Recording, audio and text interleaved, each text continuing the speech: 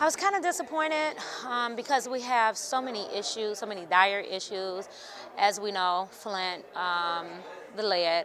And I was kind of disappointed that we did not address long-term health concerns, providing health care to the children and those that have high levels of lead or just a little bit of lead.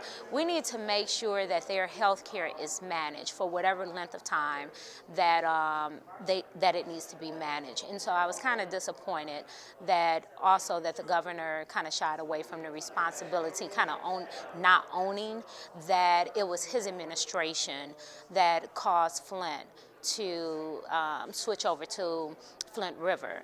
And so, and that was just to save a couple bucks. So I'm kind of disappointed because a lot of times the captain needs to own the ship. And so he didn't own. He kind of wants to sink instead of owning up to what his administration has done. Detroit Public Schools. You know, it's not, we have to say it is a Detroit problem right now, simply because Detroit Public Schools are the lowest ranking in the state. So it's kind of, you have to do an analysis. Where do you shift your focus? And it's always the urban communities that get the lack of resources that it needs to thrive. So, you know, I'm kind of just disappointed that we keep saying don't point the fingers. Well, if we don't point the fingers and you don't own up to the responsibility, then who owns up to it? You know, as a legislator, one thing that I promised the people was to stand with them. And I've been fighting for water since the day I walked into office.